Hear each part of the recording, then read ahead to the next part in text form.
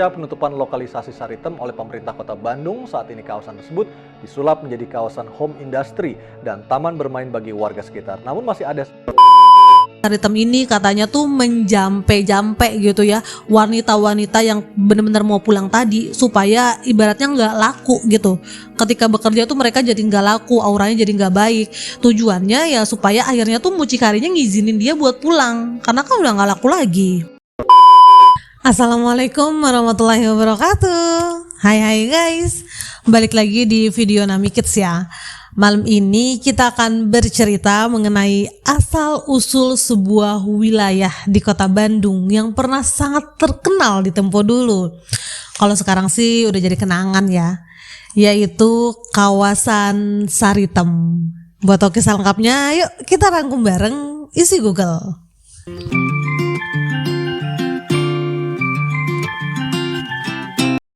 Kalian pernah denger nggak nama kawasan Saritem di kota Bandung?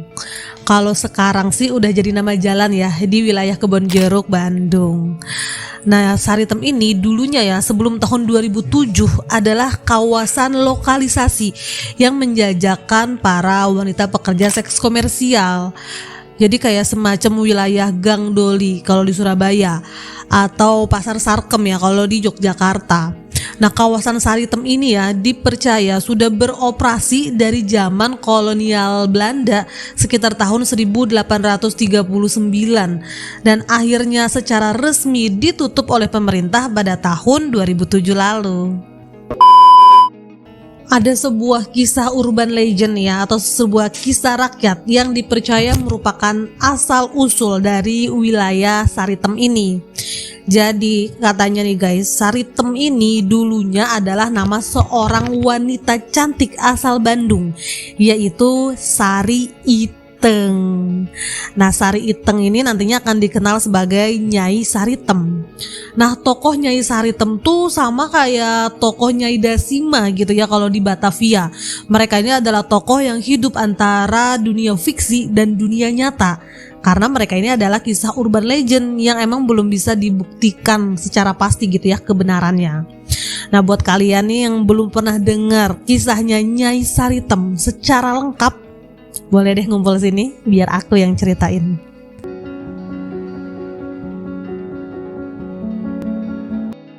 Dipercaya Saritem ini adalah nama seorang wanita Bandung, yaitu Sari Iteng. Sari Iteng ini tuh digambarkan sebagai seorang wanita yang cantik banget guys, ibaratnya tuh gelis pisan gitu ya. Nah, Sari Iteng ini berprofesi sebagai tukang jamu dan dia itu suka ngejual dagangannya ke wilayah Gardu Jati yang merupakan tangsi militer Belanda ketika itu. Nah, karena kecantikannya, Sari Iteng itu menarik hati seorang petinggi Belanda ketika itu. Nah, akhirnya Sari Iteng ini diangkatlah menjadi nyai oleh seorang petinggi Belanda. Nah, nyai ini merupakan kayak gundik atau wanita simpenannya company ketika itu ya. Mereka itu ya tinggal serumah kayak macam istri lah, tapi memang gak dinikahi secara resmi. Nah, setelah menikah dengan orang Belanda, Sari Iteng ini berganti nama lah menjadi Nyai Saritem. Nah, Nyai Saritem ini tinggal lah di sebuah rumah mewah di wilayah Gardu Jati dekat dengan tangsi militer Belanda. Saritem ini kan tinggalnya itu atau rumahnya ya nggak jauh dari tangsi militer company atau tempat kerja suaminya. Akhirnya banyaklah teman-teman suami Eropanya tadi yang suka main ke rumah Saritem. Nah, terus suaminya itu mintalah kepada Saritem buat nyariin perempuan-perempuan pribumi yang bisa jadi temen kencan buat teman-temannya di militer tadi yang emang masih pada lajang. Nah, Saritem ini bakal difasilitasi lah sebuah rumah mewah dan besar buat menampung para perempuan tersebut. Nah, akhirnya Saritem ini nyarilah teman-temannya dari sekitar kota Bandung, yaitu dari wilayah Cianjur, Garut, Indramayu, yang emang terkenal perempuannya itu cantik-cantik. Nah, lambat laun ternyata perempuan-perempuan pribumi yang dicari atau dikumpulkan oleh Saritem ini makin banyak guys. Awalnya rumah Saritem tadi kan dijadiin lokasi buat kencannya para serdadu yang masih lajang ya. Tujuannya awalnya itu buat yang masih pada lajang. Tapi lambat laun karena tempat Saritem tuh makin terkenal, akhirnya yang datang tuh makin beragam guys. Bukan cuman serdadu yang lajang aja, yang udah punya pasangan, yang udah pada tua, orang-orang Tionghoa, bahkan pribumi yang punya uang. Nah, lokasi rumahnya Saritem ini akhirnya makin terkenal lah, bisnisnya juga makin besar karena makin banyak orang yang datang. Akhirnya orang-orang di sekitaran rumahnya Saritem yang juga merupakan seorang nyai kayak tertarik lah buat buka bisnis kayak Saritem. Mereka tuh akhirnya ngebuka rumah mereka jadi rumah jajan ya, kayak rumahnya Saritem tadi. Nah, lambat laun wilayah tersebut tuh jadi kayak menjamur lah usaha-usaha serupa. Tapi karena memang yang pertama bikin ini adalah Saritem, akhirnya kawasan tersebut tuh lebih dikenal dengan nama Saritem. Jadi orang tuh kalau mau jajan gitu ya ke sana bilangnya tuh mau ke Saritem gitu. Walaupun datangnya belum tentu ke rumah bordirnya punya Saritem. Gadis-gadis pribumi ya yang dibawa untuk bekerja di wilayah lokalisasi Saritem ini, itu tuh bukan cuman mereka yang secara sukarela ibaratnya guys buat kerja di sana. Banyak dari mereka itu kayak ditipu atau dipaksa buat kerja di sana. Jadi mereka awalnya tuh nggak tahu kalau bakal dipekerjakan sebagai pemuas nafsunya para company gitu ya, atau pekerja seks komersial tadi. Tapi karena memang udah jadi komoditas, ibaratnya tuh udah jadi komoditi pasar ya wilayah Saritem ini, akhirnya mereka tuh mau nggak mau dipaksa lah buat bekerja di sana. Nah, wilayah lokalisasi Saritem ini tuh dipercaya guys udah beroperasi dari sekitar tahun 1838 ketika pertama kali dibuka oleh Saritem ya. Sampai akhirnya Saritem ini udah meninggal dunia, wilayah itu tuh tetap beroperasi guys, karena memang cuannya besar banget kali ya.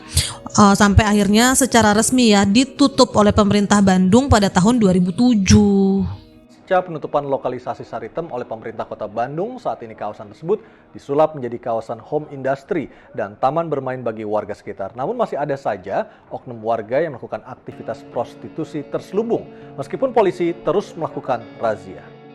Kisah Nyai Saritem ini kan merupakan kisah urban legend ya guys, atau cerita rakyat yang pertama kali dihidupkan itu di zaman kolonialisme. Nah, jadi tuh banyak deh versi ceritanya. Nah, beberapa orang tuh ya menganggap beberapa kisah urban legend yang dihidupkan di zaman Belanda tuh kayak memang sengaja dibikin buat ngejelek-jelekin pribumi atau lebih memihak kepada kaum company lah ibaratnya. Kayak juga kisahnya Nyai Dasimah ya yang pernah aku ceritain di video ini. Kalian inget kan? Itu kan juga ada dua versi ya, dimana versi keduanya itu ditulis oleh SM Ardan karena dia nggak setuju sama versi pertamanya yang kayak terlalu menjelekan pribumi. Nah, kisah Saritem juga gitu. Menurut seorang budayawan Bandung ya bernama Budi Dalton, dia tuh nggak setuju sama kisah Nyai Saritem yang tadi kita ceritain, yang dibilang sebagai seorang mucikari. Karena menurut dia ya, Saritem ini sebenarnya adalah penyelamat guys. Makanya kenapa selanjutnya nama Saritem ini diabadikan sebagai nama jalan di Bandung. Kita cek ya versi keduanya.